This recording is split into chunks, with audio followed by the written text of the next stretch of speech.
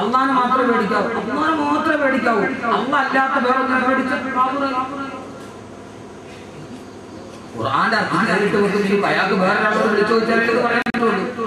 മാന്യമാക്കാൻ മനസ്സിൽ ഉറപ്പിച്ച് ഏതായാലും പഠിത്തന്നെ ഈ 75-ാമത്തെ വയസ്സിൽ അള്ളാഹ് അല്ലാതെ വേറൊന്നിനെ പേടിച്ചിട്ട് കാബറാകാൻ മരിക്കാറായി.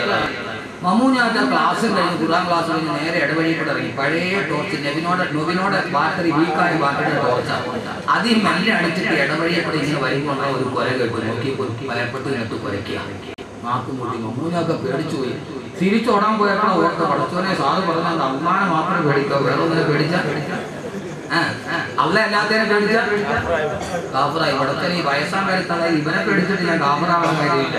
ഏതായാലും മമ്മൂഞ്ഞാക്ക് വയ്യാതെ പറഞ്ഞപ്പോൾ അള്ളാനെ മാത്രമേ പേടിക്കാൻ പാടുള്ളൂ. അങ്ങനെ തന്നെ ഞെളിഞ്ഞു നിന്ന് പഠിച്ചോൻ ഏതായാലും ഇങ്ങനെ ഇനിയും അള്ളാഹ് അല്ലാതെ പറഞ്ഞിട്ട് ഞാൻ പേടിക്കില്ല. സർവ്വ ഈമാനി സംഭരിച്ച് മമ്മൂഞ്ഞാക്ക് കുരക്കണ പട്ടിയുടെ നേരെ ഇങ്ങനെ അങ്ങ് നടന്നു.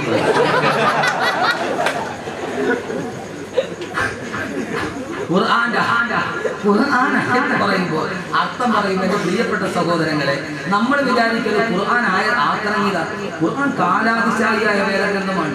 ആ ഖുർആന്റെ ആയത്തിന്റെ കീഴിൽ നമ്മളും വരണം. ഖുർആന്റെ ആയത്തിന്റെ കീഴിൽ 6-ാം നൂറ്റാണ്ടിൽ മാത്രം ഇറങ്ങിയതല്ലോ. ആണോ? അല്ല. അങ്ങനെയാണെങ്കിൽ അല്ലാഹുവിന്റെ ഖുർആൻ പറഞ്ഞു മരിച്ചിട്ടും മരിക്കാത്തവർ, കാലഘട്ടത്തിന്റെ ചരിത്രത്തെ വകഞ്ഞു മാറ്റിയവർ, നൂറ്റാണ്ടുകൾക്കിടയിലാലും മരിച്ചാലും എത്രയോ വീരശൂര പരാക്രമികൾ മരിച്ചുപോയി.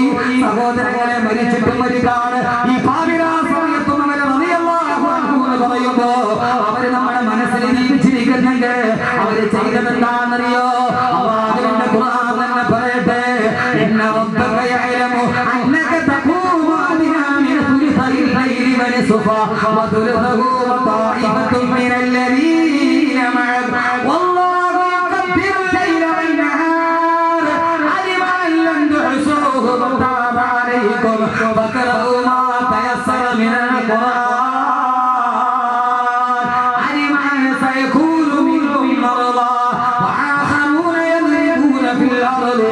يبتغون من فضل الله وآخرون يقاتلون في سبيل الله فاقرؤوا ما تيسر منه وأقيموا الصلاة وآتوا الزكاة وأقرضوا الله قرضا حسنا. الله പറയുകയാണ്, മരിച്ചിട്ടും മരിക്കാത്തവർ അവരിങ്ങളായ മുഹാജിറിന്റെ അൻസാറിന്റെ ഗുണം പറയുമ്പോ മരിച്ചിട്ടും മരിക്കാത്തവർ ഈ ലോകത്തിൽ നിരങ്ങനെയാ. അവര് പാതിരാസമയത്തിനെ വിഭജിച്ചിട്ട് ഇന്ന റബ്ബക യഅലമു അങ്ങയുടെ അല്ലാഹ് അറിയാനേ അന്നക തഖൂമു അദ്നാ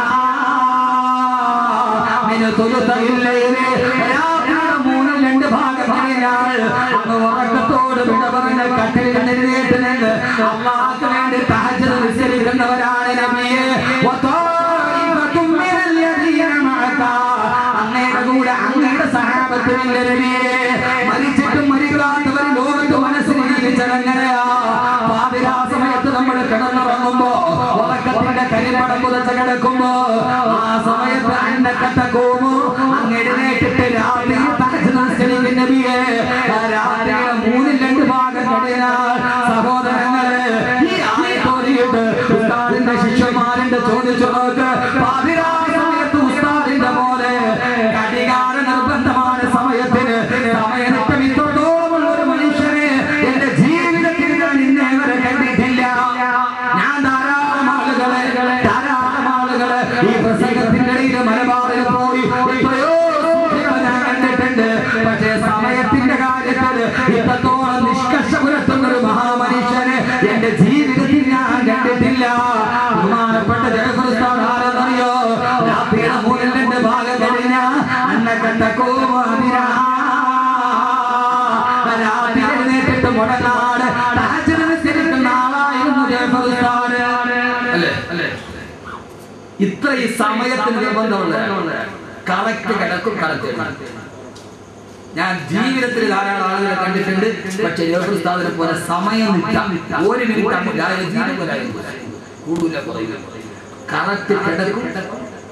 രാത്രിയിൽ 3-2 ഭാഗം കഴിഞ്ഞാൽ എഴുന്നേറ്റ് എഴുന്നേറ്റ്. ഇപ്പൊ ഈ ആയത്ത് ആരുടെ